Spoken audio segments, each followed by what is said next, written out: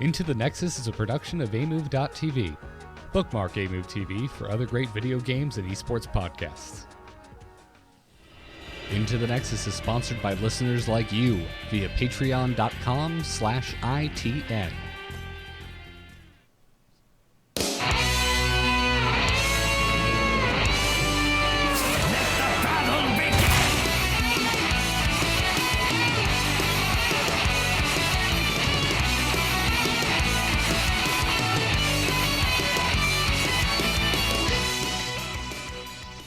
Happy New Year, everybody. Well, damn near anyway. Welcome back to Into the Nexus, the podcast all about Heroes of the Storm. I'm Garrett Weinzierl, and I'm joined as always by Mr. Kyle Fergusson. Kyle, welcome back to the final ITN of the year. Ooh, good to be back. 2017. Yeah, get out of here, 2017. You were as expected. Let's just put it that way. Yeah. Also joining us, returning, the triumphant, the internet's own, Jeff Kanata. Jeff! Hey guys, you have very bad expectations about this year, if I'm understanding that that turn of phrase correctly. Because woof, this is what you expected, man. I mean, I did, man. I did. You're a pessimist. What are you talking about, man? I was expecting. It's as expected because I expected 3 pretty damn good Marvel movies and one of the greatest Star Wars to date. All right, I'll buy that. And that delivered, and that's what I was talking about. What do you think about? What are you thinking about? No, you don't want me to turn the show into that. Well, it's good to have you back, sir, and we're glad you could join us. It's my pleasure. And frankly, I'm impressed. I figured this close to New Year's and this close to Christmas that you I don't know, be traveling. I had an entire day at the zoo today. I was Ooh. doing the zoo, so I'm just literally got back moments ago from the LA Zoo with my 15-month-old son and some family. We had my wife's sister in town and their 15-month-old son, and it was delightful. So if you have any zoo questions, I'm your guy today. Well, please, listeners, excuse me for turning this into a momentary zoo cast, but I just went to Disney's Animal Kingdom for the first time. Wow. Is that a zoo? Is that an actual animal kingdom, or are we talking like animatronic animals? No, there's a lot of real animals, like a ton of them, which made it good because I made the mistake of going on the busiest day of the year for the Disney World parks over on the East Coast. And so when there's just animal exhibits, even when it's busy, you just kind of walk and you're like, oh, there's an animal. Cool. I don't have to wait in line for this. Oh, that does sound cool. I find zoos to be all sort of a little sad, but maybe that's just me projecting. I've certainly been to sad zoos, but if you've got a decent sized habitat and whatnot, it's okay. It's okay. It makes me happy. It's just like I don't know. I'm trying really hard to segue this back into Heroes of the Storm, and I can't think of anything. There's a joke in here somewhere about a Murloc habitat, maybe, or as long as the Zerglings have enough room to turn around, I'm happy. I don't know. There's no. I'm failing. It's the end of the year. We're phoning it in, folks. We're phoning it in. But how is anyone finding time for Heroes over the holiday break? Yeah, for sure. Always finding time. It's harder and harder, but always finding time. Well, I know you and Kyle kind of have to find time because like Kyle's been like coaching you and stuff. How has the coaching been coming? Are you actually climbing, Jeff? Well, those are 2 different questions, Garrett. That's I would argue that they're very much one and the same. I would love to hear how Kyle thinks the coaching has been going. It has been delightful and illuminating from my perspective. It's fun to just have like mandated time to focus and concentrate on the game and have someone with Kyle's expertise there pointing out things and giving me tips and tricks and each week he has a cool lesson plan and we focus on different stuff. So that's been awesome. The actual climbing has been rough. The beginning of the season was rough, I think, for lots of people, myself included. But I'd like to hear what Kyle thinks the coaching has been going. Oh, I think you've made a lot of progress. We had to battle a lot of muscle memory in you just from playing so much. Particularly, you squeeze this in when you can, mostly probably in the evenings when you're tired. And tired play is not often winning play. So we sort of had to backtrack a lot of that muscle memory and find more effective, more active ways to play. And because we're meeting week to week, it's very incremental. It's this step next. Now let's go apply that. And we worked a lot on your Dahak and your Brightwing to supply great level leads to people who are throwing them away in silver. So this past week, I think, was the first time that Jeff got the full-blown lesson experience where it's a bit more of a word vomit. It's a bit more of an assault of your brain, and we talked about dive assassins. Oh, yeah, nice. That is so full of philosophy and informed aggression that that's something that I often do in normal lessons with other people. And then we sort of box that up. We make a video of it. You get a video, you get my notes, and then you run with those ideas. Yeah, okay. Which is kind of what I'm doing too on my own time is, I get inspired by Kyle once a week, and then I go off and poorly implement what he was teaching me.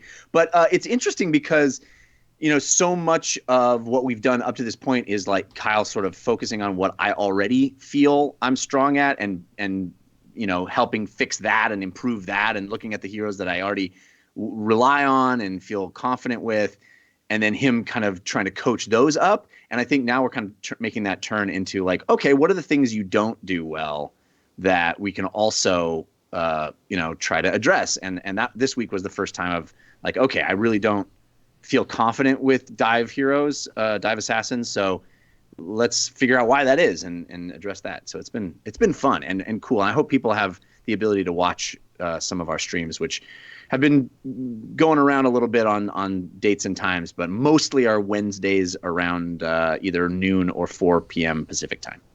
And the dive assassin lesson was very much a continuation of Brightwing. We were working on identifying our good players, our fellow hero leaguers in Silver League. And we found a really good Sonya in one of our games. Yeah. And we started to build this rapport with her that you were going to protect her when she jumped in. And we lost that language because you didn't know what a Sonya engage or a dive assassin commitment looked like at the time. Yeah. Yeah, it's cool, man. It's a lot of the stuff you guys talk about on the show, not necessarily in the abstract, but in philosophical terms, I think. Seeing those exact philosophies in practice in my games is a really cool learning tool for me.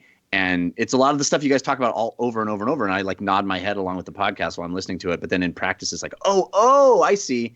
It really does help to just identify the best player on my team and the best player on the opposite team and focus there, because invariably on a 5-man team, there's going to be good and bad. So just focus on the best players, accentuate your teams and minimize their teams. And that's all you can really control.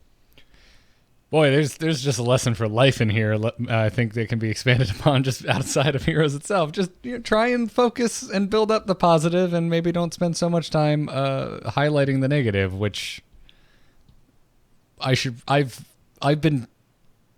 I've been doing in Heroes without even thinking about that. But that's you should sell that on a bumper sticker, Kyle. Oh, we need to get into merchandising. Yeah. Clearly.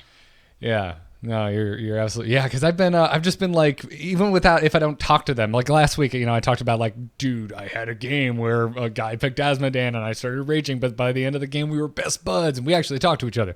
But ever since then, I've just been kind of like picking out like this guy is doing the thing I wanted to do, or he showed up when I needed him to, and I'm just gonna kind of try and, I don't know, it's like I'm I don't know, hanging out on the field, and without knowing it, I've been invited to a jam session I didn't know was about to happen. But you find that other player that kind of riffs well with you, and you just keep throwing things to each other and seeing what you can make happen. Yeah, and it doesn't even need to be a reading of the tea leaves or like mind meld. It literally, the way Kyle lays it out, it's like tab, look at who's doing the best. Go to that guy, help that guy. Like it's pretty simple. It's like, who's leading the team right now? Who's the most valuable member of our team, other than hopefully yourself? Or if it's not yourself, who is? Figure out how to maximize that player. They're the player that is the most important member of our team. So, do what you can to help them. And by the same token, look at the other team and find out who's carrying their team and try to figure out ways to minimize their impact. Yeah. Yeah. And also there's nothing absolutely wrong with preying on the sickly gazelle. on the other team as well. You know? Right. No, that's why they remove the AI alert on the enemy side, so we don't do that purposefully. Oh, I didn't even notice that they did that. Yeah, you may beat a number of AIs out there from time to time and not even know it, which is good. And actually, the AI has gotten a lot better. In fact, a lot of my lessons, I've been taking people through the AI, and they're like, is this the same thing? I haven't played this since beta. And as long as you make that, imagination step to say everyone around me is a dumb quick matcher, the AI looks great and is a great learning tool. Yeah. Yeah, it's funny how the AI behaves like dumb silver people very, very often. It's like, oh yeah, they wouldn't report. Yeah, okay, yeah, that makes sense. This is all very useful. But for those, particularly if you're a support player out there and kind of looking for maybe the thesis statement of what we talked about in our dive lesson, it's really about understanding the character you're rolling with and what their investment time is. We use Greymane as an example. Greymane has his Dark Flight where he jumps into Worgen form, and that's a 5-second cooldown on his disengage where he rolls away. So as a support, Greymane is committed for a full 5 seconds. Also, if you're the Greymane, you should be committed for a full 5 seconds and go in when you know you can fight for a full 5 seconds. And then you're going to roll away after that, having made an effective contribution to the team. I like that. It gets real messy when you're looking at something like Kerrigan, Butcher, who has no disengage. And when they're in, they are in for good. And you in the support role kind of say, is this what we want or are they dead? By my hand. I've had that. I've had that a couple times this week on Sonya, where you make the engage and you're just, you're Sonya. What are you going to do to get out? Leap if you took it? That's a bad use of leap. But it's such a weird, nebulous place to be in, helping out silver players, bronzes, golds through my lessons, and then competing in masters right now against pro players. And they just do the weirdest things. That if I were to come to you and say, like, what's the meta today? Cassia is apparently the best thing on earth for some reason. She doesn't win, but I think there's just a lot of bored masters who have to grind a lot of games. I mean, Grandmaster top is 4,600 points as of today. That is, at 200 some odd points ago. That's a lot of victories. I'm sitting at 1,300, really proud because I'm climbing while in that environment. I've only got 1,200 to go if I want to make Grandmaster 200. That's only 6 games in a row to win. That ain't no thing. That's no thing in Masters. Oh yeah, just a 6-game winning streak, Kyle. Get on it. What are you waiting for? The beauty of it is when Uther works. He is my main, and when you die and everyone goes, he's dead, win the game. It's a delight. But there's also wildly unreadable things and very strong opinions, as they should be. And when you lose a game, it haunts you. Like, I can't just walk away anymore and go, well, dumb stuff happens in Diamond. Like, everybody, though their picks may have not been optimal, though they went acute alt, played to the fullest of their abilities. So you can always question what you did wrong in that environment, rather than having perhaps someone from a higher league or with more game knowledge come in and say, this is right, this is right. No, don't listen to her. She's wrong. That Jaina's wrong about what you're doing wrong. Keep taking those camps. And we had one of those games with Jeff where they would have been destroyed by a 5-man hammer ball. And if he had listened to his team, he would have stayed there. Battlefield trying to force into the hammer ball. Instead, he went off and did camps, managed the mini map well, pulled them apart in a specialist kind of way, and won the game. Yeah, that was sick. That was a real revelation for me of like, so many things that you can read the map and read it wrong and feel like, oh yeah, no, I know where I need to be right now. I know how I need to help my team, but actually that is not the most value you can provide. And those are the kinds of things that Kyle is teaching and I'm soaking up like a sponge because it's a new way to look at the game. And I'm sitting here going, I have such good game knowledge and my assets are how well I know the game. But there's always so much more to learn. Things get easier when you start to think about things in terms of value. Malthael pushes out his lane in the solo lane, reaches the wall. Malthael's done. He doesn't do building damage. He stinks at it. So go take a camp. And when you start thinking about what my character's actually good at, and at what point they stop being good in a situation, you're never lost. Unless you're Nazeebo, in my opinion, because then you could do anything you wanted. And you run around in circles getting trapped in your own zombie walls.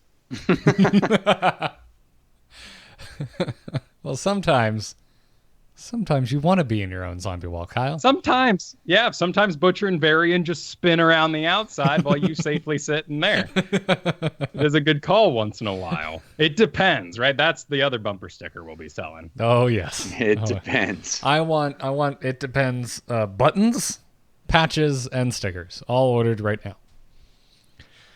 Seriously, I'm not even kidding. We need to make those. Anyways, well, that's rad, man. Jeff, I'm glad to hear that you're having some mental breakthroughs. I feel like I'm mentally regressing as I'm climbing, because in my world it's just become a Sonya one trick. That's what I've done, and what I learned this week is just get kills or get mercs. One or the other. Can you get a kill? Get that kill. Can you not get that kill? Just take a merc camp and eventually things will work out. Good strategy. I have a very binary line of play right now. Yes or no. Have you continued the Arthas train? No. I had one game last week. Actually, I don't think I mentioned it on the show.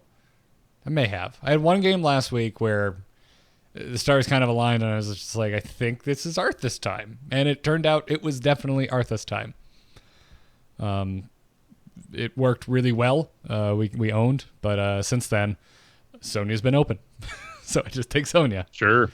Yeah. There's a bit of a revolution in Arthas right now, and I think it's going to move down pretty fast.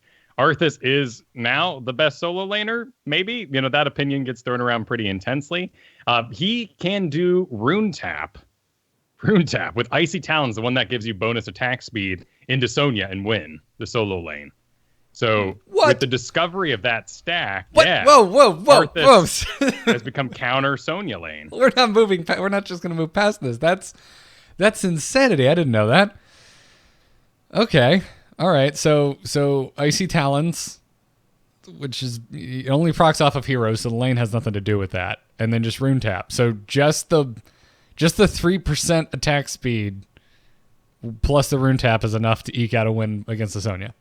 The maximum 60%, you're attacking faster, getting that third attack sooner. You already have one of the best melee attacks in the game in terms of like damage output when locked on. And it goes through the whirlwind as long as you're level equivalent, and you can win Braxis with it. Wow, dude, I can't wait to try this. You should. But remember, you're going to be picking Icy Talons and Rune Tap, so turn off chat probably. I want to do that. I've been keeping it back. I've been putting it back on. I did have it off for the beginning of the season. I have it back on now, and I'm just I'm curating my experience with a mute button if necessary. So, all right. Well, that's freaking sweet, man. Because I have been going Sonya. If Sonya didn't work out, or if I like really just needed to kind of main tank, I've been going Varian, and it's been working out. And if both of those haven't worked, then I've been thinking Arthas. But maybe now Arthas will be my second pick, or my first pick if Sonya gets taken. On Varian is great, and I wish we saw more of him outside of Team League. He's all over the darn place in there, of course, because of coordinated play, and you can have a team that's cool with you getting to 10 or at least 7 first before you come online. But I am window shopping like mad. I've been playing a little bit of Varian myself, a little bit of Stitches here and there in Hero League and whatnot. I have a problem, and it's Greymane. He is a competitive pick.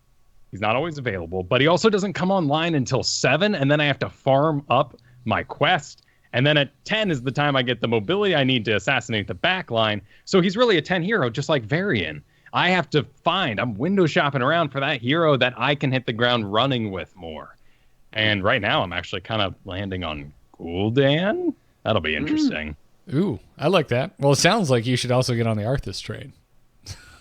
Yeah, I hate being out of position, which is why I'm scared of Gul'dan again, and why I moved off Zul'jin. I just hate a good Junkrat bomb coming in and ruin everything I slowly walked into. Are you seeing Junkrat? Yeah, from time to time. Okay. I mean, he's kind of a cuter Nazeebo, and Masters got bored out of Nazeebo, so they're on Junkrat, and it happens. I think you see this guy, he's maining X character, but he's not maining it right now. It's not my main. Yeah. Gotcha. Okay. Yeah, because I haven't seen, I don't think, any Junkrat at all in my Hero League games this season. It's certainly not recently. But, I've been seeing a lot of Junkrat. I've been seeing a lot of Thrall. I guess Thrall got that little buff. Oh, but dude, his win rate's going up. What is going on with that? His win rate's going up is what's going on. I was checking hot slogs just today. It's the first time I've looked at it since kind of the Christmas break started, and I was like, "Whoa, what the heck?" Thrall is finally broken back over the 50% win rate. But more interestingly, I think it was Dragonshire. He's like at almost up to 54%. I think. Wow. Yeah, so I'm I don't know, Kyle. Should I bite, man? Because I miss Thrall. You'll have to practice up. Most people, it seems, are going Frostwolf's Grace at 13 for the instant heal button. If you're just coming on over from an older Thrall version, you're probably going Wind Fury double Frostwolf Resilience. Your time of connect is really low in high CMC environments, and you are a melee hero. So going Frostwolf's Grace means you can instantly heal yourself to get back in there. And due to our previous procession of old Thrall, nobody heals you. So it's tough to play. It's kind of like Vala right now. She doesn't get double support, so how dangerous can you really be? Yeah, that's. I think that's fair. All right, yeah, that's interesting. I'm just for shits, I pulled up hot slogs for Thrall. So yeah, with the stats available to us, it looks like you're not.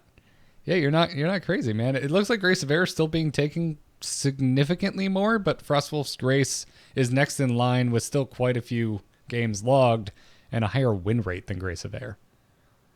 Well, remember too, you're probably rocking a nice combo with the Earthquake, maybe even something old school like a Rhaegar and a Diablo. And once you have a combo like that, I can already tell you that my Rhaegar is paying very little attention to your Thrall. I'm expecting you to regenerate yourself. I'm probably focused on either Diablo, who I have no way to get his health back up except for my Ancestral, and whatever flighty thing I have, like maybe a Tracer. That's fine. I'll just stand next to whatever you're healing. Yeah, there you go. No bounce onto you, and you can take care of yourself. I don't care. Yeah, I don't know. I've been interested in getting back on Thrall because he feels.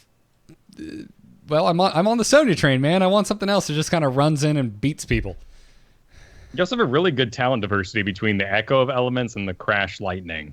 If you can get in that farm lane, which is tough to do because you're Thrall and people want you to do the solo lane, that thing can get you some good value too. That's interesting. Yeah. Okay, I was right. Yeah, it looks like he's gone up over 3% on Dragonshire specifically. Overall, he just barely eked out over 50% win rate, but it's still a climb. So he's on his way up. I remember. Last week we were talking with Duncan. All of us, I think, were feeling pretty kind of meh about Thrall, and yeah, across the board, still not that impressive. But I hope this trend continues. I want to see more Thrall. I think we are just afraid of Sonya, and that's why Dunk Train and I were down on Thrall. She's going to beat him in the lane in most cases unless she has a buddy, and then you get to do the double hit hero stacking, and that's their fault for running another laner alongside Sonya, so they already messed up. She doesn't hang out inside her own minions, so you can't beat her with Ragnaros, and it's not as good as Zahaka. Now with Arthas, though, maybe Arthas beats Thrall, and we get this nice little rock, paper, scissors thing going on, and everything's okay. Yeah, I had an interesting game today. This is the first Sonya game I've had this season where the enemy team double laned against me, and I felt very, very concerned, and it didn't matter. It just didn't matter. You should take that as a reward for you in your head. That is the plan of Rexxar.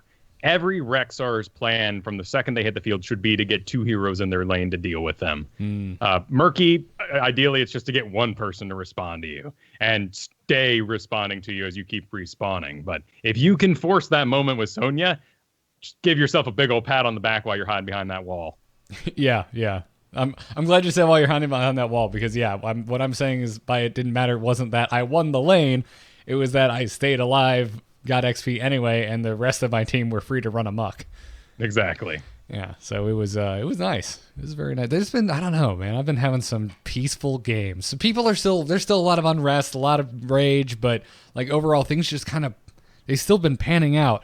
And to come back to Varian, my God, man, the sense of just complete and utter relief with the teammates I've had recently when I pick Varian, and if I'm picking Varian, usually it's because I am the only warrior that's showing in that draft, and I'm like, all right, I'll main tank for you guys, and I swap over to Varian, and there's always at least one person that goes, are you taking taunt? And I go, yep, and they're just like, oh, thanks, man, thank you. I feel like I'm bringing Christmas presents, man. Feels good. Varian is one of those constants that as soon as he was brought into the game, I feel like he has been constantly in all of my Hero League games. It's just, he's a mainstay. People love playing as Varian in the league I'm in, for sure. Yeah. He just works, man. It just like, why make it difficult on yourself? Why? I don't want to have to try to conduct my team. I'm just going to taunt something and they're going to know to kill it. Yeah. Oh. Anyways, I thought something fun to do before we get into a strategy talk and then crack open the mailbag would be to I was thinking about heroes in review for 2017, and it made me think of that leaked hero release post from Reddit about half a year ago now. Do you guys remember this? It was pretty accurate, right? Yes, it was incredibly accurate. It called in order Stukov, Garrosh, Kel'Thuzad, Firebat, Ana, Junkrat, and Alexstrasza, and it said something special was planned for Alexstrasza. So the only thing wrong here is Firebat, which just got announced. But the rest of these heroes are in order of release, so this was dead on. And it's been a year, man. Freaking Zul'jin came out this year. Yeah. Valera came out this year. They feel like they've always been here to me. Gosh, I guess we squeezed them in before the new year then with Varian and Ragnaros from BlizzCon 2016. Yeah. No, you're right. You're right. And I mean, I remember Lucio, I remember Probius, and then of course we went to the summit, which was a huge thing for us. And that's where we got to try out Cassie and Genji. Man, what a nutsoid year. So of course the question is, what's like one hero you guys really, really want next year? Oh man, I'm very excited for the Firebat for sure. I mean, we confirmed, so it's not like but man, I'm so excited for the Firebat. I'm so excited for what they do with that, and I just, as a lore character, I'm thrilled. What other character do I want? We got dragons. Like, it was the easy thing to in previous times we've asked this question, the easy thing was like, well, can we have dragons, please? And then we actually got a real dragon. So my go-to has been taken away from me. Yeah. Kyle, what about you, man? I mean, I'm still on the Mal'Ganis train. I want more point-and-click CC. I want a sleep. Though now that I've been with Ana, I don't really want sleep because I'm always so sleepy, and I want to battle instead. Though I have had this thought for a long time, many years. I've wanted somebody who summons a gateway that can be moved across, as though picture your tree line in Cursed Hollow and a bridge materializes across, allowing you to move your party through terrain. And that kind of makes me want like a parting of the pretty clouds, Lore Walker Cho sort of thing going on. How would you differentiate that just from just a Medivh portal? It would be ground. It's actual terrain that you have adjusted for the duration of that ability. You can stand on it and put yourself in a new tiny choke and die? Yeah, well, yeah, you'd summon chokes, and maybe that's good for your team, right? Maybe it is. I mean, it's still better than my previous idea, which I think would just kill every computer in the world and just be unfair, which is the Skullman's boss that I would still like to see, who teleports everybody into separate rooms where they have to battle undead. Oh my God, how would they do? Oh, geez, you're every map has some sort of prison built in it, and teleports them. The character just has a prison, and you just get teleported off the map into the character's prison. Exactly, and for 5 seconds you have to stand against the powers of the undead. I think this might be possible for most And as maps. your team just stands around waiting for everybody to get back. Yeah. Oh Lord, I think this would be possible on most maps. I think it'd be hard on Haunted Mines, right? Because that one already has like a second map that's kind of hidden somewhere on it. Right. I love the idea of initiating a team fight and the entire team is gone for 5 seconds. And you guys are like, yeah, we're in it. Okay, hang on. Everybody just wait for a second. Although it would be sweet for like boss captures, right? Just exile the whole team. Oh no. Yeah, we don't need another hungry stitches in the world. Yeah, maybe not a full team. Maybe you can banish one hero and that hero has to fight their way out or heal their way out or I don't know, lane their way out. Like I have just shared with you 2 ideas that 14-year-old Kyle had for Dota back in Warcraft. And I still want them. You know, we got, in Dota anyway, we got a sort of battle champion that would taunt you. And until one of you died from auto attacks back and forth, you were locked in battle. People could come in and mess with that. But if you were 1v1 out in the woods somewhere, just the 2 of you wailing on each other. Awesome. I'd be down with that. Yeah, that's the easier version of teleporting both those people to a coliseum where there's cheering crowds, and then one of them appearing back on the ground while the other one falls dead at their feet. No, I want straight up I want the room from Skullomance now. I don't want a coliseum with cheering crowds. I want the bone pit. That's what I want. For all the World of Warcraft mechanics, how have we not had an ability in this game where you summon a shadow of somebody that slowly walks towards them and deals damage upon getting there? You mean, how do we not have a Shadow Priest? Well, I guess that is a Shadow Priest move, isn't it? You can even do that room like when Stitches eats someone. It's just an overlay onto the screen of a prison room for a few seconds. Just a picture. It's like Hearthstone, the little cutouts of ghouls are on the screen. Oh, actually, that's not a terrible idea. You can kind of phase out. You stay on the battleground, but you only see new enemies that are conjured by this nether zone of some sort. Oh, that's great. I really want a Draenei. We don't have any Draenei yet. Yeah, we need a Draenei in the game. As long as they don't have the male Draenei running animation because they prance and I hate it. No, that's what would make it so great. Prancing. Just and prancing. The tail wagging. All those tail wagging emotes. Yeah, I'll take that. Or an Eridar. They're basically Draenei, just satanic red Draenei. Jiraxis, man. Give us Jiraxis. I want him yelling about everything he does. I want you to have to start the game as a gnome warlock that fails the summoning and dies, and then Jiraxis comes out. Need early game heroes, Garrett. Stop it. Please, I'm trying to shop. Okay, well, at least make his beginning of the game animation that Fizzlebank comes out, summons him, and then there's Jiraxis. There we go, like right in the hall. Just Fizzlebank's there, countdown, he dies, Jiraxis walks. I think there should be more of that overall, just pre-game lore establishment animations. Now that the camera is farther back, the beginning of the match is much more of a stage where you can reenact lore moments just before the match starts. I like that idea. Yeah. There we go. Or Wilfred Fizzlebang is his mount. Jeez. He runs, so Fizzlebang runs faster, but when you dismount, Jiraxis just comes out of a portal and smashes him. Oh, that's kind of a neat idea. There's some flavor for you. Wilfred needs to get in this game, but I want Jiraxis to be the hero. Well, what do you guys think of this past year's haul, as it were? What do you mean, the overall? Like you say, haul, like HAUL, yeah, U-Haul. The heroes we receive, the map that was taken from us, and the map we received in its stead.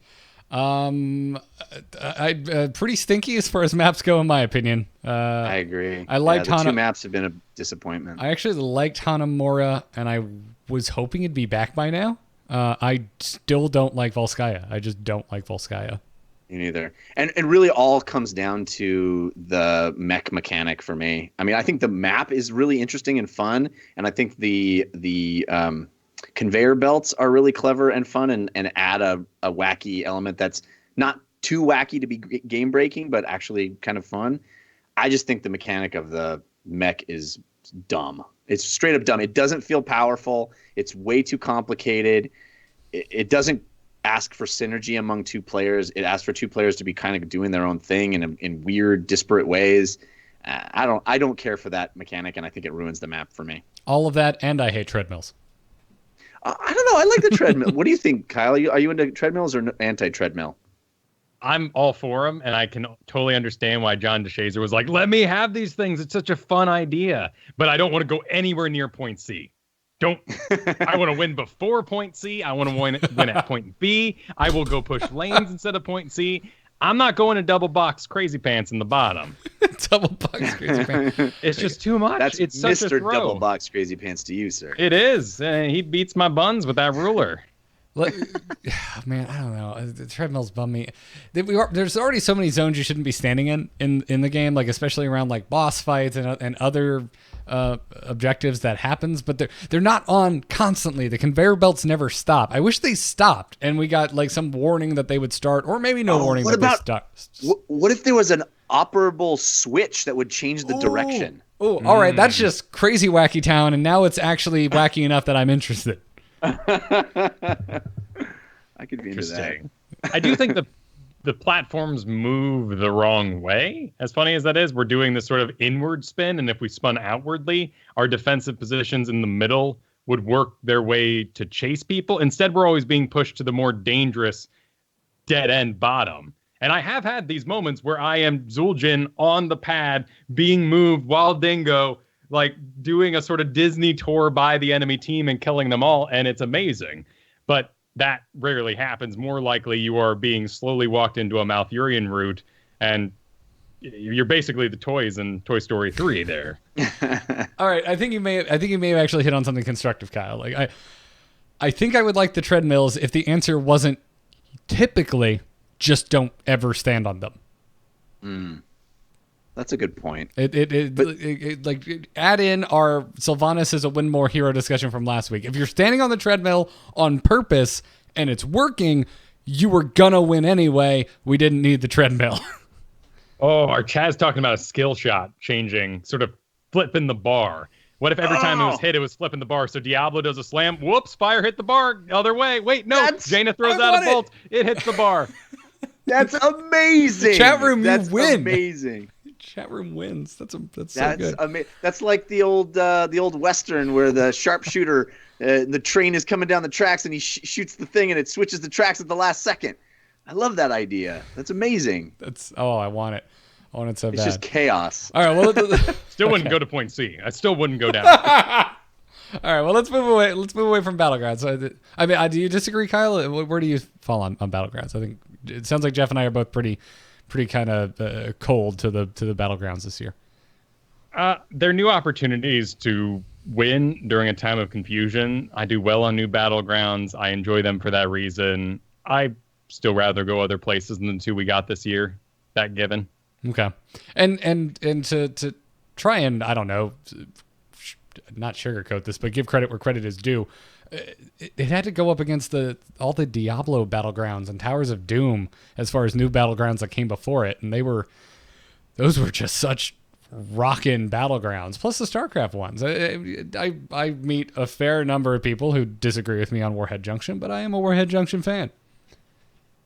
You're a Zagara player, and so that makes sense. Yeah. Hey man, it's not just about Zagara. It's about Sonya. I haven't really fallen in love with the Battlegrounds since the Diablo. Both of the Diablo Battlegrounds I love and still love, but I can't think of one that's come out since that I've actually truly. I mean, I guess Braxis is fun, and I don't feel bad when it comes up. But man, I don't. I want to love. I think that Hanamura is gorgeous, like from an art standpoint. They knocked it out of the park. It looks great.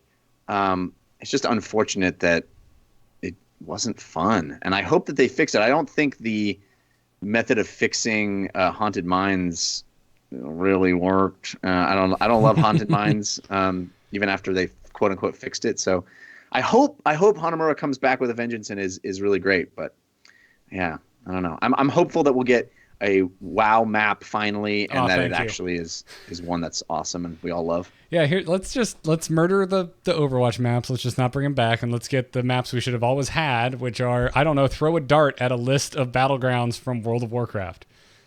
I think there might be a kind of core reason we enjoy this game that is hit very well in some of our old maps, like Battlefield of Eternity. But for me, Infernal Shrines, every time I see it, it's just a party in my brain. I love that map. Me too.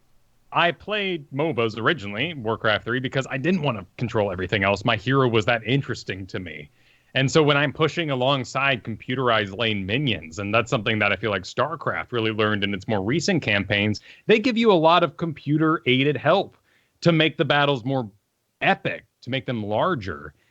And as we moved away from that, maybe with things like Volskaya, we've lost that itch that needs scratching in a MOBA, in a top-down strategy game. Yeah, like if the mech spawned in Volskaya and was autonomous and just started. I mean, it would be very much Infernal Shrines, but I don't know. I think I would like it more. I agree.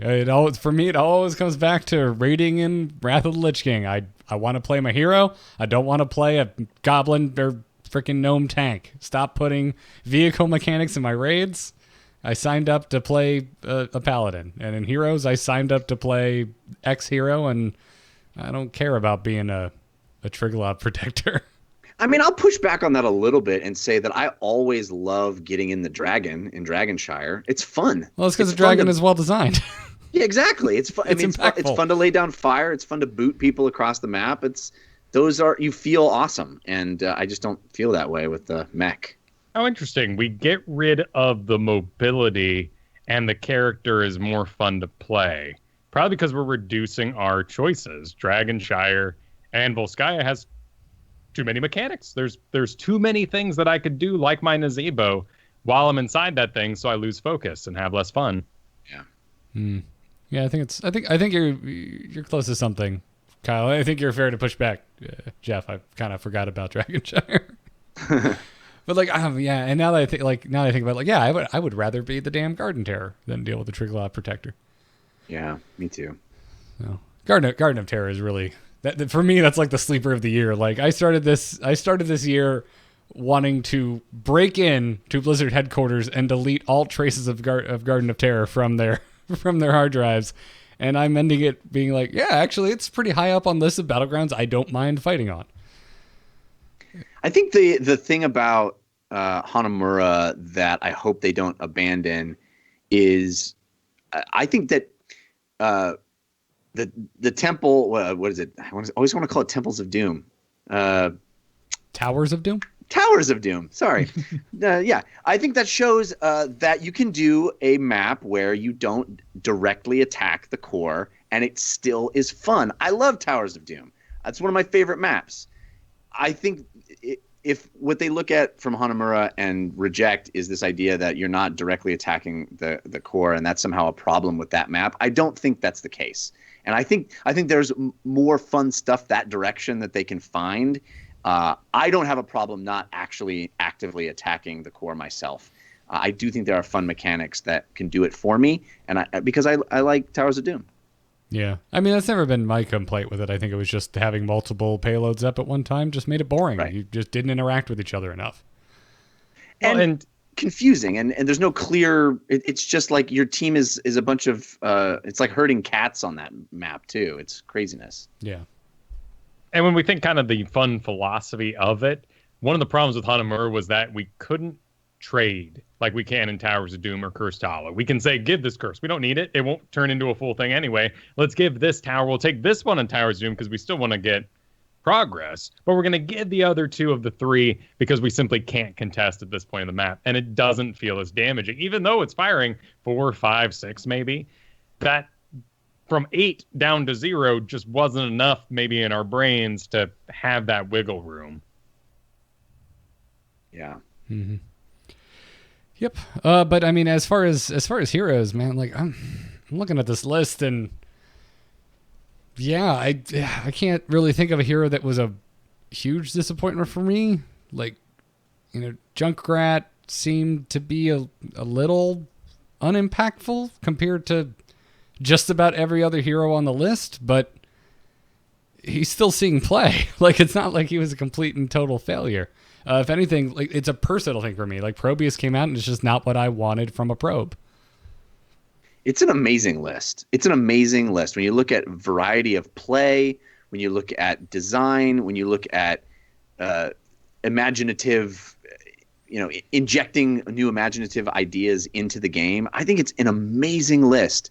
For me, the low point is Cassia, just because I think she's the least interesting on the list. But it is the opposite of the Battlegrounds. It is like, I think, what a year for adding variety and fun lore and characters from a variety of games. It's an amazing list, I think. Kyle, I'm assuming like Zul'jin is just your hero of the year, right? I enjoyed him a lot. I did. He's in a real sad place at the moment, just kind of stuck between two specs without anything that he's really excelling in. So in that way, gosh, that's a tough call. I think Zul'jin, Kel'Thuzad, and Stukov are my top. As for the ones that stuck, it's Stukov. He's the one I actually play in ranked right now. That's fair. Yeah, actually, I don't think any of these heroes are like ranked mains for me at the moment, but Stukov is definitely up there, everyone I have to support. And that's probably, and Malthael. I have mained Malthael a few times this year. Yeah, I love Malthael as well. I think for me, the character that surprisingly is the most fun, just of what it sort of adds to the game, is Lucio. Just adding movement speed to everybody else it's such a fun. The ramifications of what he brings to the game, I think, is so fun. I completely glazed over for Lucio. You're right. If I had to pick one hero for me this year, I think it'd be Lucio. Yeah. So it's like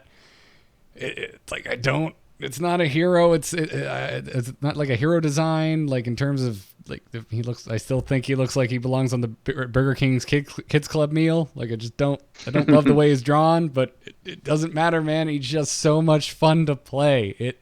I love it. It's great. It's not a fantasy I don't want to be a roller skating DJ. That's not a fantasy I ever rolled in D&D, but I love playing him. Yeah. He's a cool, I think just what he adds to other characters is such an interesting way to make a support have its own identity, which I think is cool. Yeah. All right. I think that's enough of nostalgia for today, don't you think? Before we move on to strategy, let's thank our patrons supporting us over at patreon.com/ITN. It's been an interesting year, patrons. Mostly just in the last couple of months. So thank you very much for sticking through. Welcome all the new patrons that have recently joined us. We really appreciate it. On this episode, we want to thank Adam C., Citizen Joss, Joe P., Joshua K., and Joshua B. Thank you very much for supporting the show. And as always, if you like Into the Nexus and you want to support the show, the Patreon is the best way to do that. That's what lets us have Dunk Train and Jeff Kanata on every month. We've hit goals to where we pay them, and I think that's just rad. I do too. So thank you for the support, everybody. Now let's talk a little strategy. Choose a talent. Choose a talent. Talent? That seems generous. Yeah, no clue what that means. Kyle, you wanted to just kind of take us through the quick holiday meta shift before we wrap for 2017. We did have a big old patch drop last week on us on the 20th. It is now 8 days later, and opinions have come and gone. Some win rates have come and gone, and things are a little interesting. Of course, this is all holiday conjecture. There's a lot of people playing in this game that don't normally play. A lot of your main players are taking breaks because it's the holidays. So things have been naturally weird in the first place. Of course, it was very sad to wake up after Christmas morning, head over to the Reddit and just see the pages of complaints about matchmaking when I'm going, it's the holidays, you're all insane. It's like every child on Christmas morning running downstairs and logging onto Reddit and seeing what everybody is talking about. Right. Yeah, man. It's been nice. I haven't checked Reddit this holiday.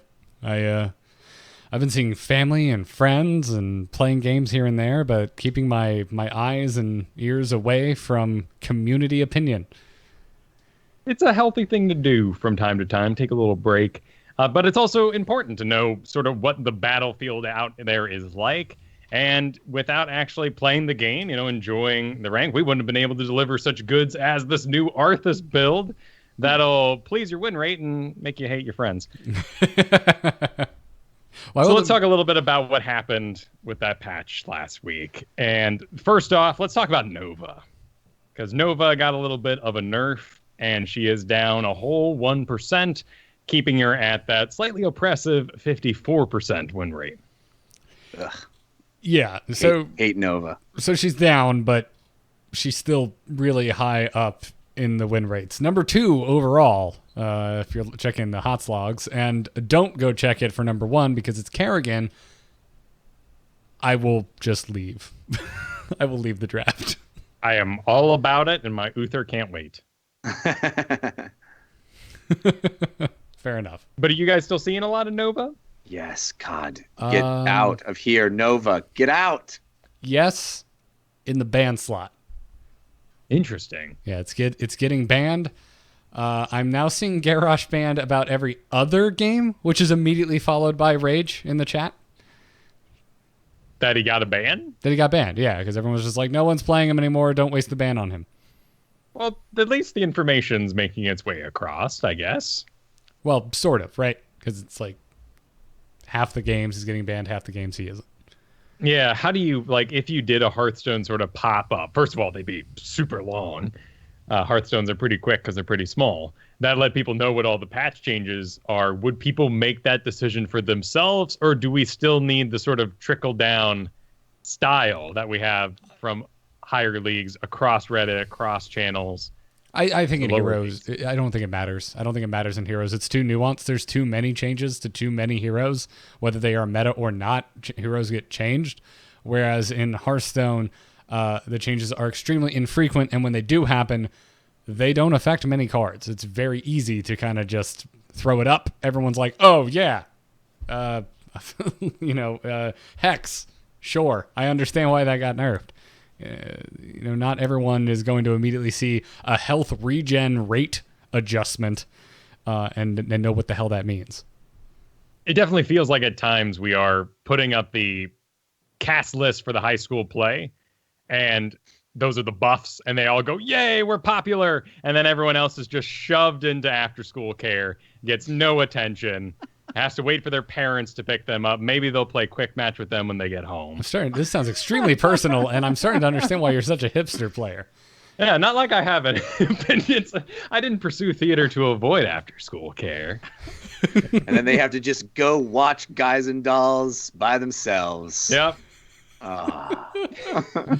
Oh, good God.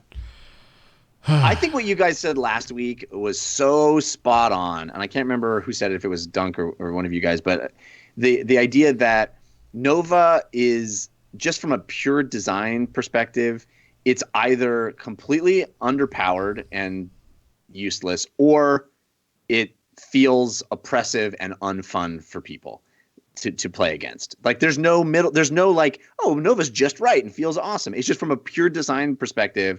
I think that character either feels OP and gross, or is not effective and not worth picking.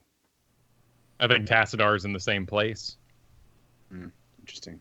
Nobody wants a shield to fly in from half the screen away and change that sweet dive you pulled off, nor have him disappear, nor spawn walls. And he has this presence in esports that never goes away until it does. And when he does, it's dead and buried. Right. Yeah, I think is it just too much, man? I mean, we always used to call Johanna the kitchen sink, but like Tassadar and Nova, there's just everything they do is a little too impactful, so it's just a numbers game, whether it's good or really bad. Right. I'm not sure how you fix Nova. It feels like, from our armchair design position, get rid of the damage on the decoy. That shouldn't be punishing you with its attacks. Nobody should be using your one button to activate additional clones so they can do more burst damage. It should be more elegant and sneaky. I mean, just from a theme aspect, the decoy thing bothers me because Nova herself is the one that should be securing the kills. Her decoys should be just decoys and nothing else in my mind. Right. It's something completely different if they're actually doing damage and killing things. She needs to be, I don't know, calling in a troop drop or something. For me, the only problem with Nova's win rate is that it's high, and the one-trick ponies have made it high. And when they end up in later picks, they are forced onto tank and say things like, I was tilted before the game began because they didn't get their hero. Yeah, that's my biggest problem, and I probably shouldn't even say this, but like the worst people pick Nova, and so like to reward that with her being a good pick is not cool, because then they're just gonna be monsters throughout the whole. Whether they get their pick or not, they're generally monsters. I apologize to anyone listening that's a Nova main. But I think you're right. Like there's these VR videos that people capture themselves playing VR.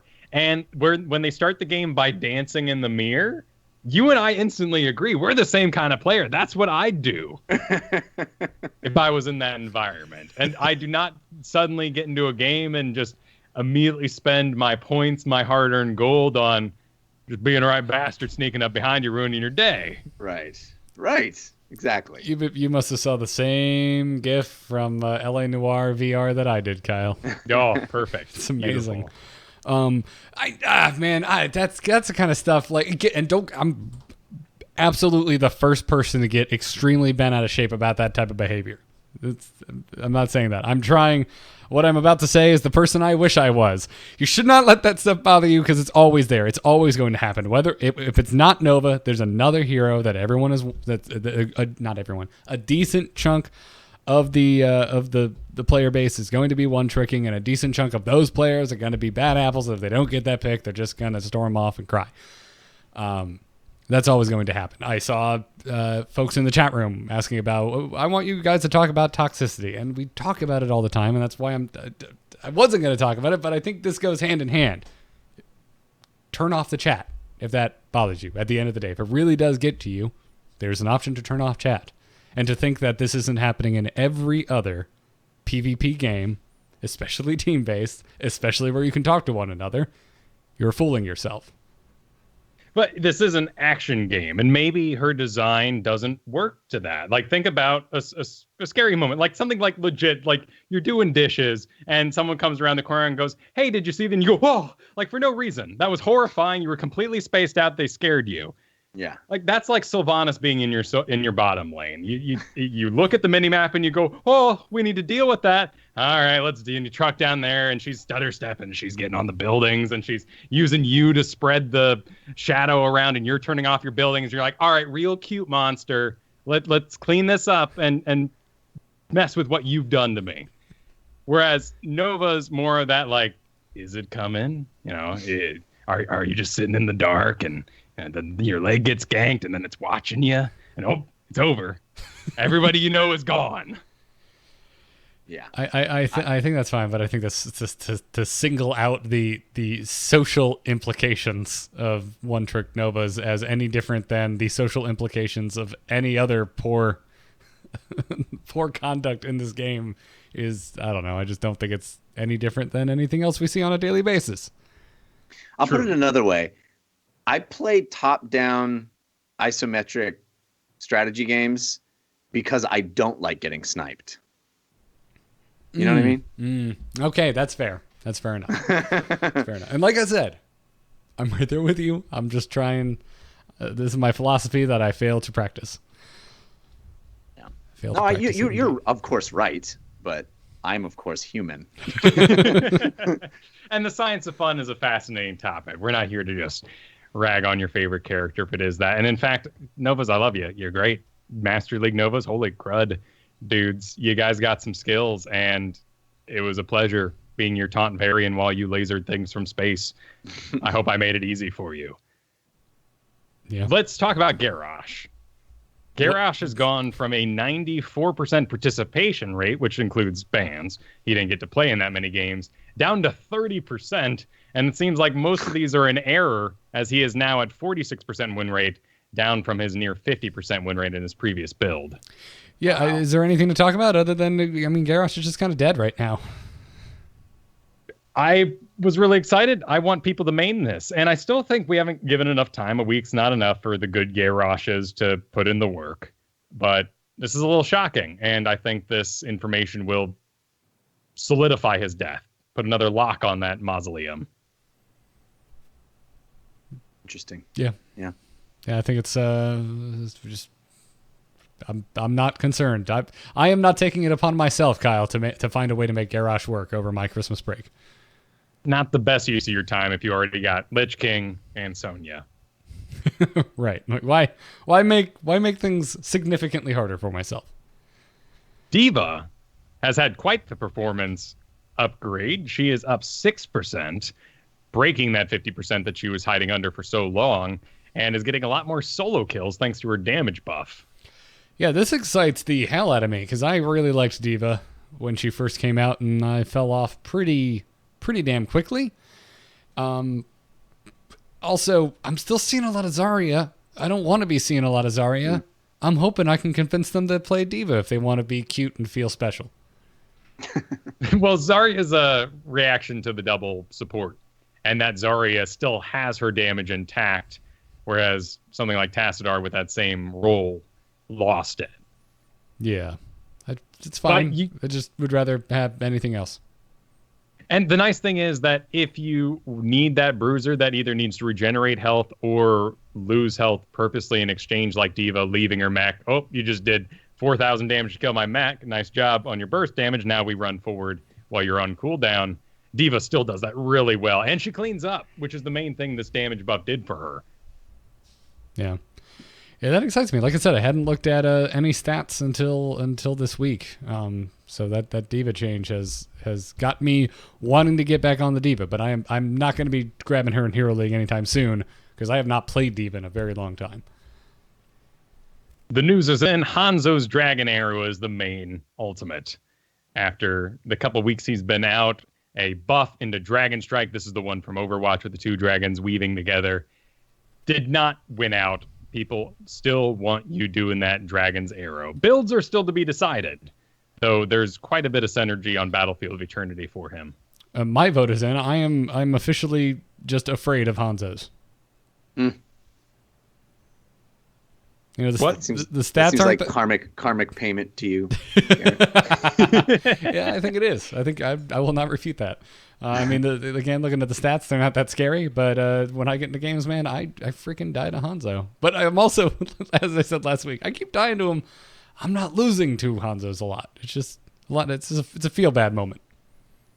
And there are heroes like this where, you know, they get those lucky shots. You know, maybe Gul'dan does land a perfect corruption in your league, but is that going to hit every time? Did they miss the other 5? So you're dead this time, but not the other 4. Yeah. Got a bit unlucky versus that's something that happens a lot in Team League is, you know, my teammates will be like, this Chromie, oh, she's amazing. I'm like, no, she's 2 levels up. She's not that good. We're just behind. Kyle, I mean, do you ever think it's the Chromie's fault that they're winning? Oh, sometimes. Yeah, sometimes you fight something and it's just doing things you never knew could be done. Or it's just so aggressive.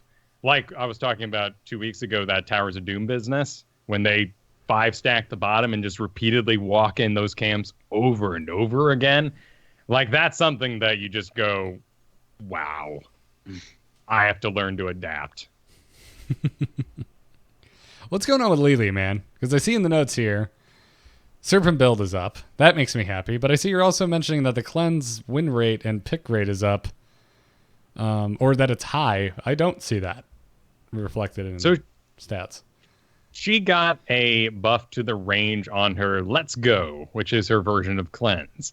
And the pick rate has gone up quite a bit on Li in general because she has the cleanse and can be picked up as that early support, particularly with Valera's running around right now, which the patch last week didn't do anything to curb or change.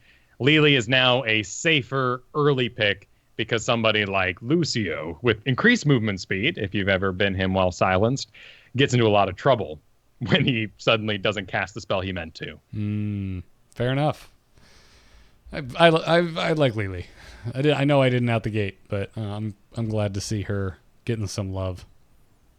She's a lot of fun, and the best place to take Lily right now is when you see you have a team that doesn't really need you, and you would be the target. So Sonya and let's do Stitches are your front line, and then you got, just for funsies, Raynor and Li Ming. Li Ming's going to be jumping all over the place. Raynor's going to heal himself. Sonya's going to heal himself, and Stitch is going to heal themselves. Lily is going to get ganked to heck and back in that team because she's the least mobile. And then since she's the lowest health, she heals herself, and everything's great. Interesting. This is a cool way to think about it. We already talked a little bit about Thrall earlier. There was a slight Brightwing change, which put her in close league to Lucio's win rate. The Brightwing change was only to add a bit more cooldown to her polymorph. But Lucio also got that amp it up nerf. So they have now sort of broke even with each other. Gotcha. Okay. Anyone else we missed? Nazeebo is in here. He is really undecided. He was being taken almost exclusively for his level 20 talent on maps like Tomb of the Spider Queen, on Warhead Junction. Now he's not being taken in those spots. His win rate remains the same because his other maps where he never got to 20 in the first place, he never got to that 20 in the first place. So it still was a performing Nazeebo. So we're not really sure where he ended up yet. Yeah. I had a weird Dragonshire game with a Nazeebo today. Just getting killed a lot, but he did finish his stacks, so. Well, at least he felt good. I mean, we were doing enough work that it didn't really matter, but it just felt odd. Usually I feel a little more, I don't know, secure with a Nazeebo on my team. Like, yeah, everything's just going to go smoothly, and I just kept hearing that death ping. Yeah. And that's sad, because he's probably solo lane when he dives, and as we were talking about yesterday during our dive lesson, it's not about dying. It's did you die by yourself and left all that XP to the wind. Yeah. Well, cool. Well, thank you, Kyle, for doing some homework and giving us that holiday update. Absolutely. Like I was saying earlier, Arthas in, bye. Same with Gul'dan, bye. But all this is pretty much, our own at-home conjecture, because we're going to have HGC start up soon. And regardless of what may be happening in our home games, that's the big influence into our meta. And we'll see if it matches what we experienced over the holidays. Yeah. Bye is in purchase, not the NSYNC song. And not the Chromie towel. Alrighty, let's crack open the mailbag, see what we got in here. Darkness stopped calling. Hold on. Darkness just texted me. Okay, tell them I'm not here. You may send your emails to itncast@gmail.com, and our first email is from Josh, who sounds like he wants to vent. Josh says, 22 placement games later, I have seen 18 Novas and have had the most batshit crazy games I have ever played. I play Hero League, so I don't have to see Nova. I am calling it quits on Hero League till this mess is worked out. I am really rankled, which is a word I had to go look up in a dictionary before this show, by the way, guys, over this botched MMR rollout. I have stuck with HOTS through thick and thin since the beta, but I can't take it anymore. I will continue listening to ITN, thank you, and hope that I can find an entry point back into HOTS soon. Just thought I would vent on ITN.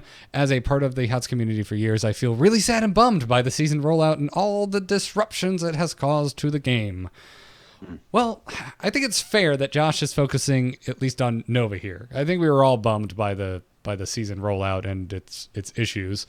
Even though I came on last week and I was like, I went to Disney. I didn't really care. I mean, I still had, I think I had like 3 placement games left. And so when I got back, I had to restart from 10, so I was impacted.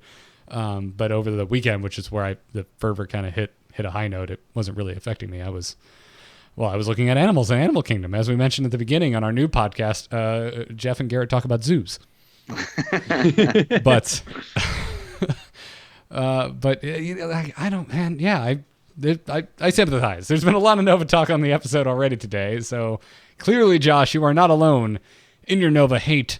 And I think I remember seeing Josh's email. It came in, I believe, last week. So have you gotten back into Hero League, Josh? And I don't know your placement. And even if we were in the same place, it's not necessarily, guaranteed you would be seeing the same bands that I am seeing. But I have seen Nova banned in every game I've played this week. Yeah, and just, maybe type ban Nova into your chat and see how it goes. Maybe somebody will sympathize. Yeah, that can help. I mean, the word certainly seems to be spreading. Again, it's not a guarantee. I still had a game today where someone banned Garrosh, and I was like, you don't need to. We could just get rid of the Nova and be safe. Thankfully, no one took Nova. Oh, I don't know why. Maybe just no one play. I don't play Nova, so if Nova was open, I would be no help. But, I don't know. Kyle, what do you say to this? You always seem to have the most infectiously positive spin on everything. I would say that this is a huge disappointment, as he mentioned. He put in, he was ready to go. He was clearly excited about the new system. He put in over and over his placement games and ended up with this experience. And during the holidays here, I would say avoid the competitive aspect. Enrich your video game diet and come back to Heroes when you're ready for that competitive grind. If you want to call it that, that's if you don't like the core gameplay mechanic, the learning fiesta, if you will. It's constantly about improvement, and it's really fun to figure out these puzzles and advance yourself. I only play one competitive game at a time.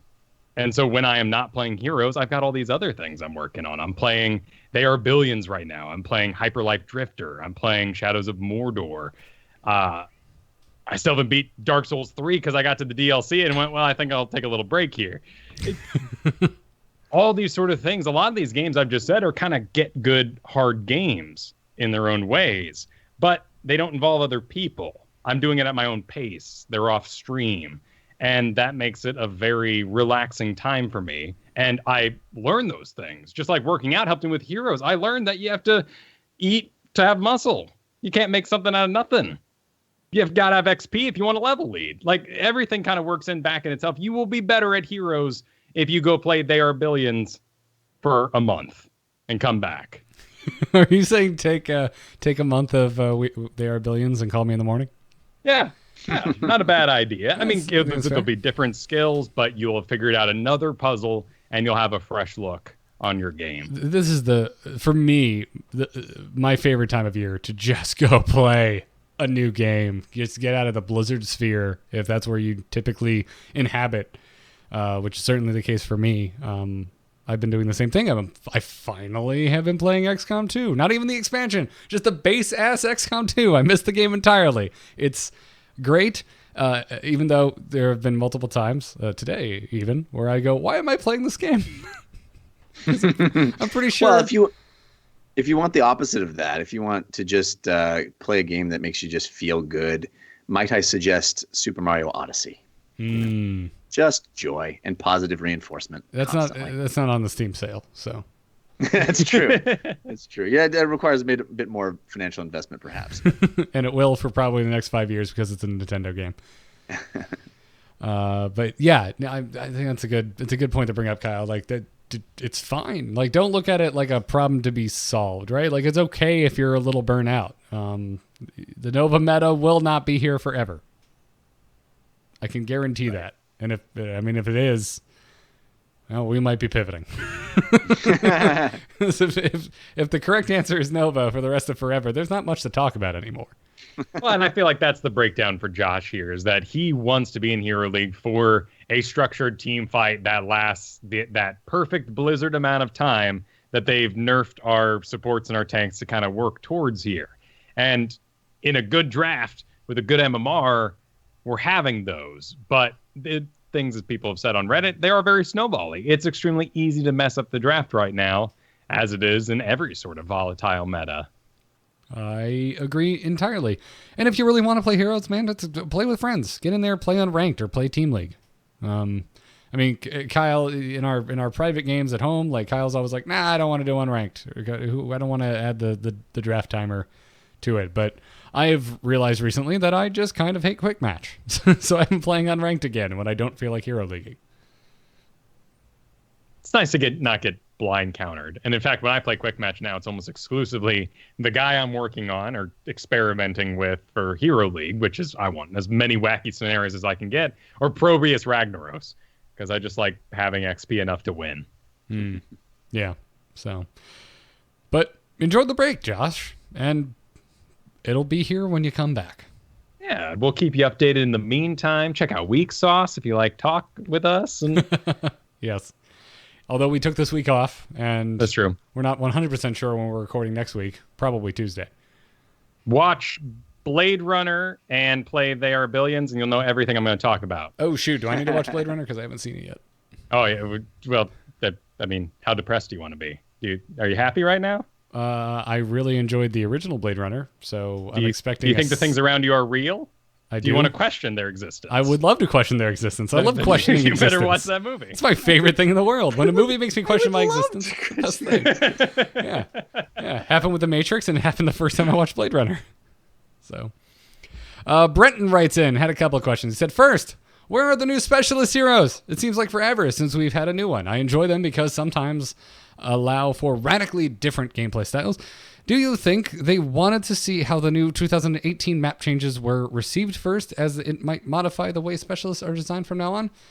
I don't know. I've always assumed that they just kind of build the heroes as they have the kits, as they're ready to roll out, and they let the chips fall where they may. And Mike, you already mentioned the map changes, but I would argue that the map changes are our new specialist. Every specialist currently in the game is now infinitely more playable than they were before. Yeah, that's a good way to say it.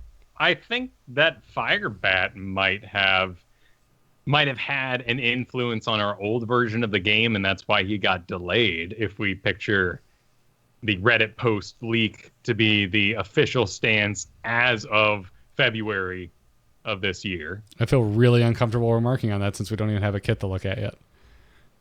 He seems like he's gonna have lane clear though, and that interacts with what they've changed. I mean, it's a Firebat. If he doesn't have lane clear, it's Probius all over again. This is not what I, in any universe, dreamt up.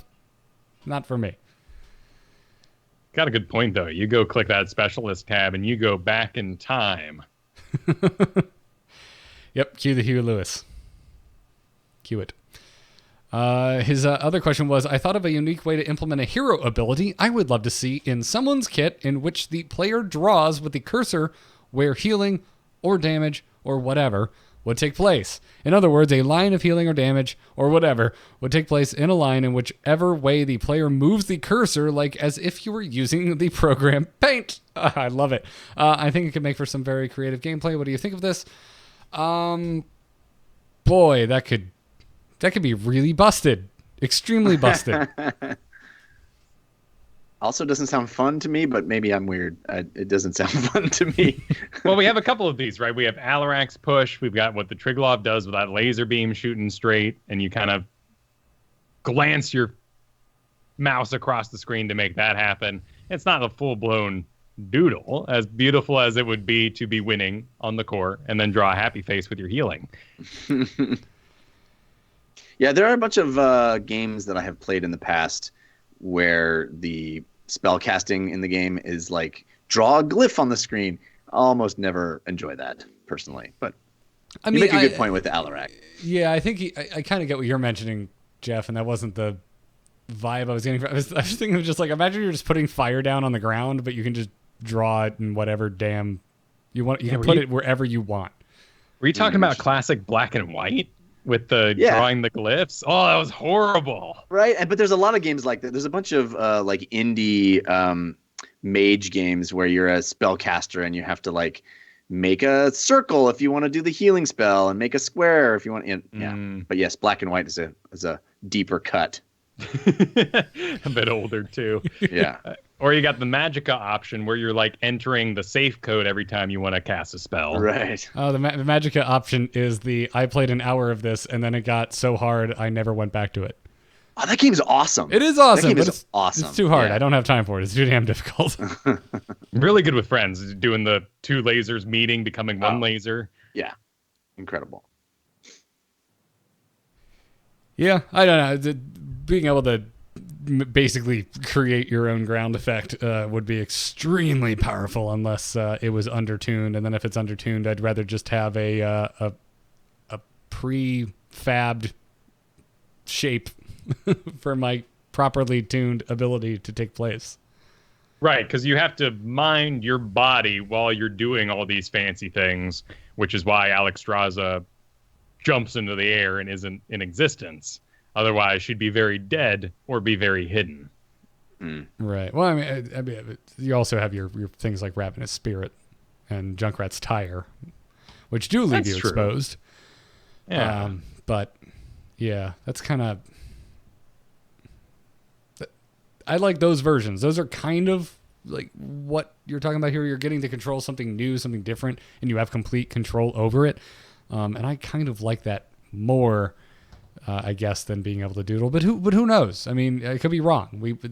It may show up in a kit one day, and I'll be proven wrong. Just like I was with Lucio in 2 games now. Where I'm like, that character looks dumb. Oh my god, he's so much fun to play. It's happened in 2 games. So, Kevin writes in and says, I used to be a Masters player about a year ago and have floated around Diamond, then High Plat / Diamond. I would really appreciate Kyle's advice on trying to break through back into High Diamond and Masters. Things I'm currently struggling with is draft compositions and the ally that makes that one mistake being where they shouldn't be that snowballs into a loss. It's really frustrating feeling like so many games are lost in draft because players don't understand core concepts or when allies simply don't listen and lead the losses. Plathell is a thing. I had to look at that for a second. And not sure. I almost said Plathell. Plathell is a thing, and it's extremely frustrating. Yeah, man. Rewind it, I guess, to the more early in the show where we said maybe try and focus on what you should be empowering and not be focusing on what's not working and tilting you as much. But Kyle, I'm sure you came with thoughts. Right. Same exact thing. Either you are going to empower your allies' choices because they think they are right anyway, and everyone in every league doesn't belong there and everybody's right. So it's a great choice to just make what they do better or overwhelm your enemy. And those are 2 different thoughts. Both are a little draft dependent. Obviously, empowering an ally is best done on support in a lot of cases. Tank, you've got to get in position. You have to make sure your other value options, your other tasks don't conflict with the one you're doing right now, like Sonya. Is this fight even good, or should I let them all die and be taking a camp? That's a tough question to answer. I don't know in your situation. But should Diablo be taking a camp? No. So Diablo gives you more focus if that's your trouble. By being a part of the dive. So you see you have a Kyrazim and a Greymane. Great, go Diablo because now you'll be a part of the weight of the team as they throw themselves forward. Don't complicate that equation further. Of course, my favorite is Uther, which I show first thing in the draft. And if somebody shows Illidan, Greymane, Genji being the other main one, sometimes Vala, but I don't like him right now. That we have a great combo. We know that when Tormented Soul hits, when Dragon Blade hits, when Greymane jumps in for an extended period of time, that we are in it to win it. And let's do this. You get a Divine Shield and everybody runs home happy. The other option I mentioned was the overwhelm the enemy. And that usually has to do with you identifying the type of tank and support they have and picking something like Gul'dan, Lunara, maybe Vala, to really punish that. So they go solo heal Uther, give them that Lunara, give them that Gul'dan. There's no way that lone Uther is going to be able to counter everything that you do unless they're sitting on that Sonya Stitches, and that kind of fills out the healing of their team. So obviously, if you've been out of the game for a bit and you were in Masters in a previous time, things have become more complicated. The tanking and support scene is very interwoven, and you're going to have to really experiment to find these places. But if you're hanging out in Plat, there's a lot of mistakes happen around you. Find the biggest one and punish it. Again, your choice. I can't help you because I've never been in this position. I would like to be in Plat Hell. Or even Plathell. I'll even take Plathell at this point. And like home, hell is wherever you make it. There, I could say I'm in Masters hell right now because I'm breaking even.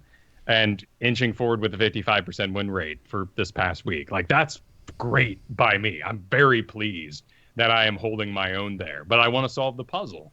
And that's ultimately what it comes down to. Where's your awareness? When my Nova says, "Oh, I don't support," I'm going, "What are you talking about? You play a character made of paper while you micromanage the positioning of everybody on the minimap as a Masters Nova while getting in the back line and pretending to be a decoy, and you can't support?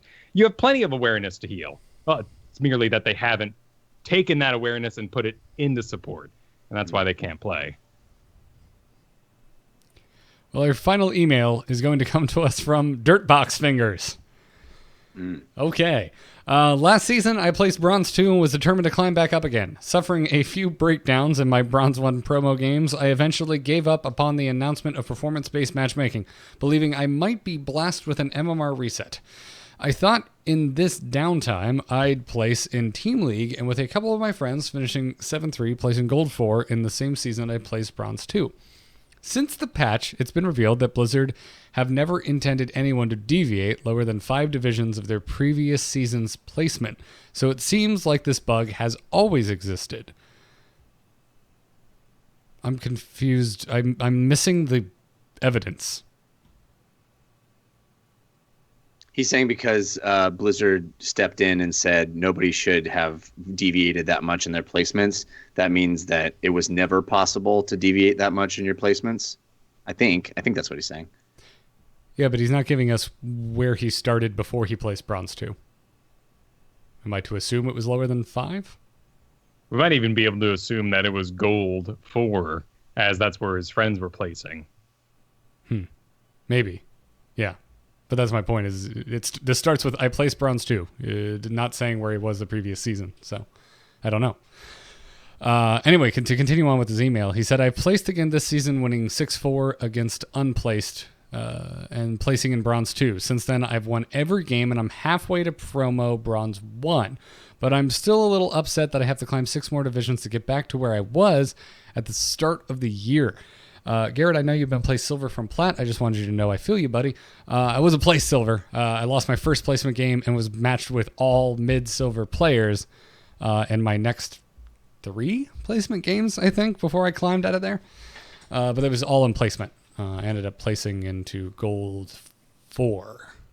Oh, congratulations. Yes. And I've climbed up to Gold 3 since then. What is the likelihood that Blizzard will fix my seeding 2 seasons after it seemingly failed, as there is no way to report a bug to a dev without using the forum? I feel I've just been ignored. Definitely a better player than I was back then, too. I'm just so confused. Help me, ITN. You're my only hope. Uh-oh.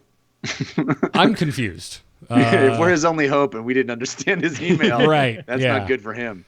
Yeah, I'm lost by his email. I mean, I'm assuming just by this that he placed lower than 5 divisions from where he was prior, but without knowing specifics.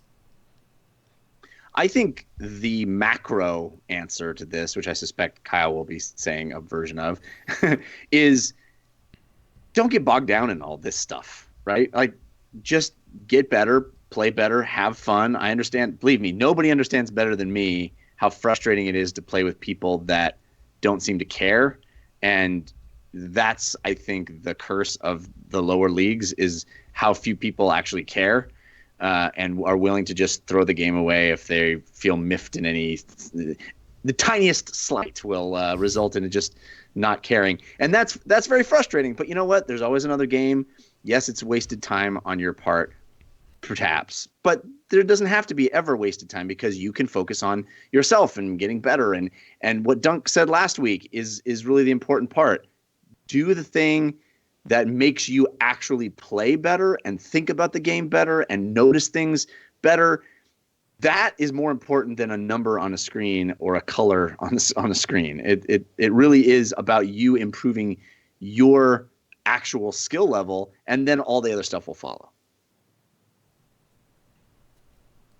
Well, really, yeah, we're taking the runes, the bones, and trying to figure out what the matchmaking is made of. and give them a toss. And that's what we do in our placement matches. And sometimes we get a good future and we're like, yeah, and everything's better. And this is where I deserve to be. And sometimes you get thrown back and it feels like they deleted all that progress. So Dirtbox Fingers here is saying, some 2 months ago or 2 seasons ago, he went further back than the 5 divisions that they're now saying is too far. And maybe placements are doing too much. And that's the bigger question to have here is lots of people felt like they were stuck in hells that they didn't belong in, that if there was only some way in a quick amount of time, in a smaller amount of time than they required grinding games, that they could relocate themselves, then placements were the answer to everything. In my perspective and in my research that I've done, momentum is everything. And I haven't yet found a case where this hasn't worked out. If you were getting lucky last season, if you hit demotions, but you always won your demotions, but then you lost 2 and won the demotion, so you're basically losing 2 steps back, 1 step forward, that's your MMR going down. And your placements will adjust you to where you should be for that MMR. Your new league is your MMR. You were losing. You got lucky due to the system, but you were losing. You had a downward spiral.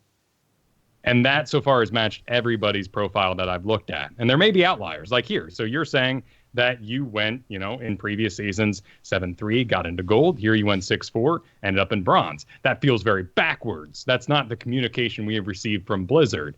But it is the system being accurate. So it is to its previous personality. So we need to hear from Blizzard is basically what this comes down to, is how do we game the system? We ideally aren't. We're just winning and having a great time and enjoying the video game. But what's the correct way to take this system's feedback, which was ultimately the problem with personal performance? There was no feedback as to why you lost those points. You just won too hard, I guess, and you don't deserve to climb that fast. Horrible. Yeah, I mean, I don't know. I mean, at the end, like, I see these kind of questions, and I'm just like, well, you kind of need to get a dev involved, or you need to get Blizzard involved in some way, because we don't have the information available to us to really give you a definitive answer on why this happened, or if you should feel as slighted as you feel.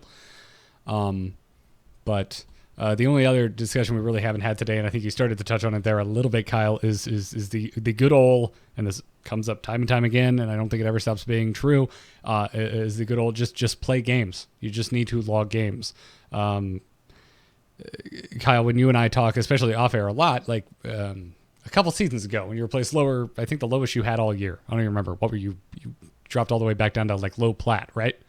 Yeah, and I was in this exact situation where I had re-achieved Diamond 3 and then gotten real lucky with a lot of games.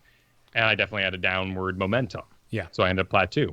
So I don't remember the exact words you said to me, but I remember having a conversation with you off air, where you basically said something along the lines of, Blizzard just gave me a lot of work to do. You're going to have to play a lot of games to get back up to where you used to be, for whatever reason that is important to you. For you, I think it's important to you, and I'm projecting, tell me if I'm wrong, that you be in the diamond area for your stream, because that's where you usually are. That's where people kind of have come to know you as a player to exist and the type of play they can assume to see. So that's why you're like, now I'm just going to have to play a lot of games to get back up there. That's true. And it did hurt at the time. Right. I was also waffling heavily since the loss of Tychus. And that was, that was forever ago. That was right after the Dahaka rework. Dude, I've been waffling since too. It's taken me a lot longer than you to kind of figure my crap out. So when I went back to Plat for the first time, I got to stop performing at that level on Vala and say, what else is available? Can I make this Nazeebo work? What about Lennar? And I started trying all these different heroes, and the easier environment allowed me to get good again at that level and then exceed beyond it. That's what I feel like I'm going through right now in mid-gold. My games seem a little easier now, less tilting, even when I do lose games. It happens, but it's whatever. I'm winning more than I'm losing at the moment. But the point I'm trying to make is that, Kyle, you had basically the exact same reaction as our emailer here from a demotion down to platinum as this emailer is having from a demotion down to bronze. So my point is that we all feel this way when we drop, I think, regardless of what league it is. At the end of the day, this is just a ranking system with some bells and whistles to add gamification and weight to a ladder system. So it's at a certain point, you just need to put your head down and play the game. And Kyle, you hit on something else that I didn't even think about, which is that when you fell to plat, when you started massing Vala games and realizing that wasn't working. By the way, I did the same damn thing. After you did that, I don't know why I tried to follow in your footsteps, even though you had already figured out Vala wasn't working for you. That was your train to finding your new stable, man. That was you finding Zul'jin, which right now isn't working, but for a big chunk of the year, that worked for you. That was you finding Uther, which is still working for you. And the last 3 weeks in a row, you have been on here with some of the most joyous stories about playing Uther, about when you die and you watch your team just surge forward with bloodlust and you're just happy as hell that you're dead. You probably would not have ended up there if you hadn't gotten demoted. Yeah, I'd still be flip-flopping on Vala. Oh, I might even be playing Falstad. I hate him more. But you get these meta ideas. You see things happening in your league that you want to be played better. Oh, I don't like the way Vala plays. I'm not a great Vala, but let me take that on. Yeah. And the game is about enjoyment in the end. I don't want to be Lucio. I don't. And I'm not going to be. I'm going to waffle on this forever. Just so my whole stream knows, we're going to play some Lucio, all right? It's going to happen. I can't stop myself. Because we're going to try. I want to find that spark. But I don't care about the guy. I don't care a thing about being Falstad. He dies to anything in my book. And I don't want to be that guy. Yeah. And for me, I'm going to make those choices. Maybe I don't get Grandmaster as fast because I don't want to play Lucio. Yeah. I'm going to do it with Uther. Yeah, I don't know. So at the end of the day, I don't think there's anything wrong with being frustrated and stopping playing. I did that last season in Hero League when I dropped from mid-plat to mid-gold. And I played more games afterwards, but it came from a place of anger, and I just dropped more games and went even further down. And I was like, all right, I'm done with Hero League this season. I'm not bothering. It's just making me too angry. I think you can have that reaction. You can have the reaction I'm having this season where I dropped significantly further and was like, all right, gloves off. I know I'm better than this. And just bullying my way onto picks I know I can win with, and I'm winning with them. It's just the headspace you got to be in. But at a certain point, you need to stop worrying about I have no better word for it. You have to stop worrying about your EPing and just log some damn games. It's so difficult. Yeah, it's like who's really judging you? People on your own team, they're in the same league you're in. Yeah. People in your stream, well, have fun with it. It's your ego. It's your ego, right? Right. And that's a hard thing to anybody to deal with. Yeah. But unranked draft is fun, and guess what? The queue will be shorter. So do that maybe a little. That too. But yeah, and there's no recipe for, I think, the journey that you went on, Kyle, where you found multiple new heroes, where you kind of rebuilt yourself a stable. There's no recipe for that. You have to go on that journey on your own. We say it over and over again on the show when we talked about it with Dunk Train last week. There's no easy answer. There's no, what do I climb with? We're not going to tell you that. Here, we're always going to tell you, play what you're passionate about and get good at those heroes. If you want to know what I like, then I have an answer. But I don't think it's the right answer. Same thing we've been saying about Hanzo. Is he good? Probably. If you want to put in that work, that's your work to do. I'll be putting my work into Uther. Right. Exactly. And that's how I felt about Garrosh this week. I was just like, hey, might be good. I don't care enough to figure it out. And to that note, I'm really excited for Jeff because he's placed, and sadly too, 2 divisions lower than we were hoping for. You got yourself up to, I believe it was Silver 2 last season. Now you're back to Silver 4. Right. But not fun. No, because it maybe dismisses that work that you put into it. But if you can apply that confidence that you gained in your higher league, even though it's not that different, even if it gives you a mental edge of knowing when you explode out of that bush onto Haka, that everyone will be scared of you because you're higher league than they'll ever be. That's awesome. And that's something you can roll with, and just being in people's face. And the commitment is really so many to, particularly if we're coming out of that dive lesson, but so much of it is just be there, commit, stand solid. People will run. We used to do this with Leoric. We used to just ghost walk into their face, do one skeletal swing, and it was half their health, and everybody scattered to the wind, and you didn't run a tank because everyone was so afraid of Leoric that you had a tank by fear. No damage was ever dealt by the enemy side. You know, it's a bit of that, old, I've watched many documentaries, but we win the war before it started. But Blizzard naturally nerfed that strategy so that we could actually have a video game here. But you can still apply this aggression that you have from being in gold. Dirtbox Fingers, love the name. Now that you're in bronze, what sort of mistakes? Who's standing still? Who can you punish? Has he considered maybe just cleaning his fingers? And keep them out of boxes. Dirty boxes. I'm just wondering if maybe that's just a dirty finger issue that he's that's dumb. Sand in the keys. Yeah. Anyway, we're going down all of these roads because we can't really comment on whether you were played slower than you should have or not. That's not our place to discuss. We talked for 20 minutes when we didn't even understand your email, really. That's the makings of a good podcast, right there. Or podcasters that have been podcasting so long that they can literally make a 20-minute conversation out of almost anything. But anyway, best of luck out there, man. And clearly, I mean, multiple emails today have kind of touched on similar themes. So you're not alone out there. And you just got to, I think you got to just ask yourself, is this the season where I'm going to put the work in, or is this the season I'm going to figure out my game, whether it's, relearning Battlegrounds, learning new heroes, or relearning the heroes you're already playing. Or is this the season where you play There Are Billions and ITN keeps you up to date while you're gone? Yeah. Nothing wrong with that. Even though one of their hosts has been playing more XCOM this week than any other game.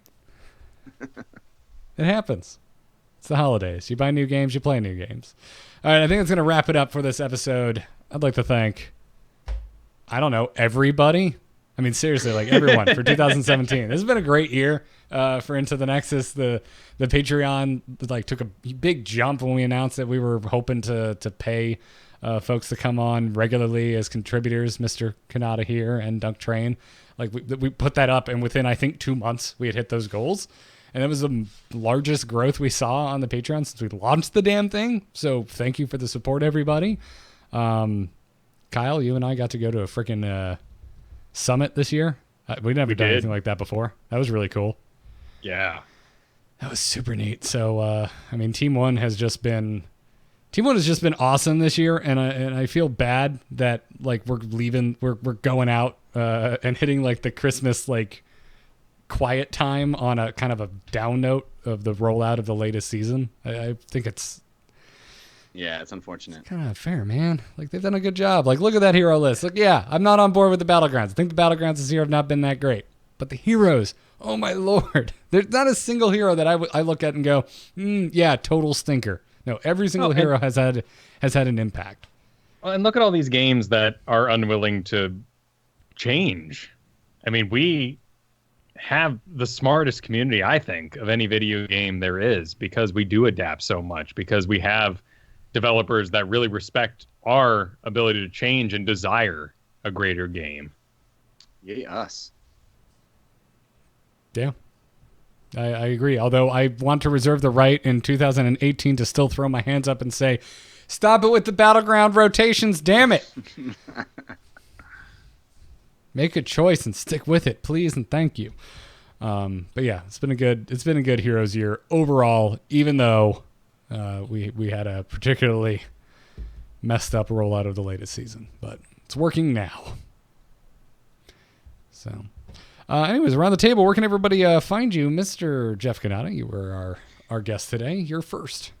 Yeah, I have lots of shows for you to check out. You can follow me on Twitter. I'm at Jeff Kanata. I'll just mention one in particular because it's new, and if you're into esports at all, I think you might dig it. It's called Defining Moments, ESL Defining Moments, and it's on Hulu. I'm hosting a show on Hulu, exclusive to Hulu. So if you have Hulu, give it a shot. Go search for defining moments. It's sort of like an ESPN 30 for 30, but for esports. And I think it came out really well. The show is, I think, pretty cool. If you're into video games at all, even if you're not into the specific games that we talk about, I think you'll find a lot to like about it. And then, of course, Kyle and I do what I call Hot's Lunch, although sometimes it's later than lunch. We've had to move the time around a bit week to week. And you can always find the times by following me on Twitter at Jeff Kanata. Promise me on that show you will at some point cover Marine King Prime beating Dong Regu at MLG Columbus, and that you somehow get footage that was not taken of Kyle and I on the escalators after that match, where Kyle is just staring off angrily into the distance, and I'm just grinning like an idiot child because my player just beat the crap out of his. Yeah, I hope so. That'd be awesome. We definitely cover StarCraft on the first few episodes. We cover lots of stuff. We cover CSGO and Dota and League and lots of cool stuff. So this is really cool, man. Yeah, I think it's a really good show. I'm proud of it, and I'm hoping that we'll get some Heroes of the Storm in there at some point if we get to make more of them. That's rad. Kyle, what about you, man? This week, sadly, there won't be any Divinity 2 this weekend, it seems. But there is Team League Saturday, 2 p.m. Pacific, twitch.tv/Kyle Fergusson. We're continuing our placements. We're currently 6 in. We went 4-0 for the first 4 games and then hit Plat Wall. Triple tank seems to be the thing in Plat Team League. So we'll be putting all our work into mastering and figuring out that puzzle this weekend. That's awesome. Folks, I'm Garrett out on Twitter. Every other show I do is at amove.tv. Check out Kyle and I on our new Monday morning podcast, Week Sauce, spelt like days of the week, where I've been awake for 3 hours and Kyle's just waking up. That's basically the premise for the podcast. So go listen to it. Yeah, man. Thanks again to our patrons. Thank you to our Patreon producers, Declan H. and Cheesy Bob. You can get our t-shirts at shirts.amove.tv, and you can catch us live Thursday nights at 8 p.m. Eastern right here on twitch.tv/AMoveTV. And if we ever do change at the time, you can find scheduling changes on Twitter at ITNcast. That's going to wrap it up for this episode 198. 2 more weeks until 200. We'll see you after the new year, everybody. Good luck and have fun. Take care. Stay positive, don't die.